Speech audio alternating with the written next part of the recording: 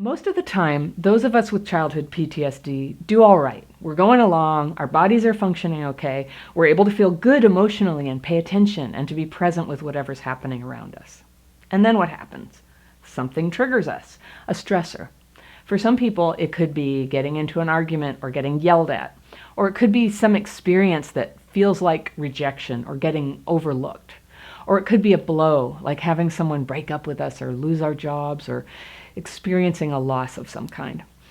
It doesn't have to be a major thing. Sometimes there's no obvious trigger at all, but suddenly we're sort of fly out of our bodies and feel numb, or we feel a big rush of adrenaline and your heart's pounding and you start to get an overwhelming sense of emotions overtaking you.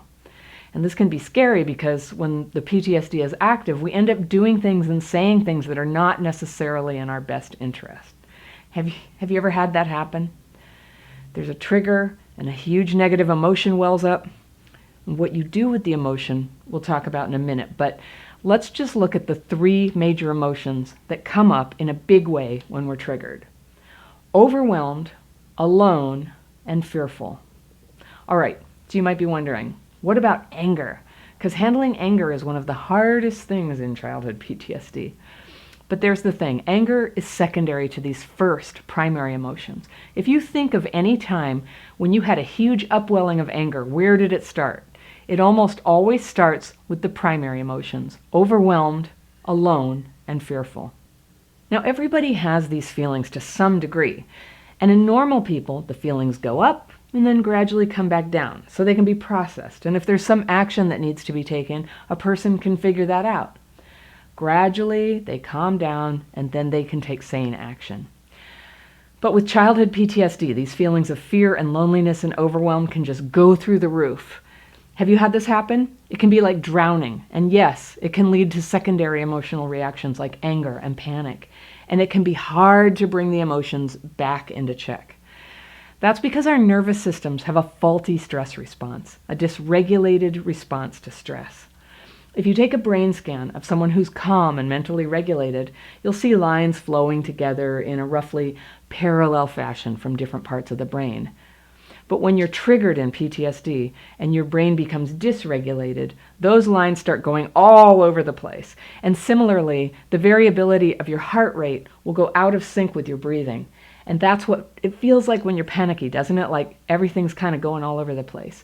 We react to something stressful, we can't seem to get a grip on the reaction, and our minds go all over the place, and the emotions can reach a higher and higher level, one that's almost unbearable for us.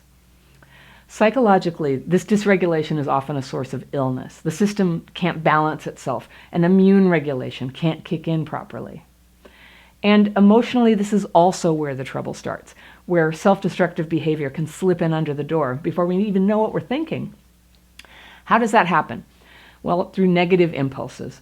They connect roughly to the negative emotions that come up with childhood PTSD.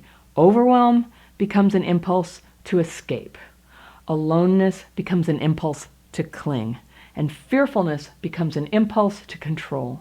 Escape, cling, control. Maybe you know exactly which impulse you're prone to, or maybe you're susceptible to all three. And that's hard, because the behaviors that get triggered by these impulses are where most of the damage from PTSD take place. Not from what happened to us in the past, not from the feelings we're having ourselves, but from our behavior. A lot of people don't want to face this. A lot of therapists and experts put all their focus on the first part of childhood PTSD, the bad memories, the effects on our physical and psychological health. That's all real, but most of the damage from PTSD comes later through our own actions, how we handle the emotional dysregulation we've inherited, what choices we make, and whether we continue to act in a self-sabotaging way or not. So this is good news. It's also bad news. The bad news is that you can't really talk or process your way out of the effects of a traumatic childhood. But the good news is that most of the problems it's causing you are things that you have the power to change. Now, it's not easy, and a lot of people give up or get stuck in the past and the blame and the stories and the self-defeating beliefs about what this means about life. But if you're ready to take a look at where your self-defeating behaviors may be hurting you, then let's go into the next part. I'll take these negative impulses one by one: escape, cling, and control. And I'll go over the kinds of self-defeating behaviors that they tend to trigger and what you can do to begin healing.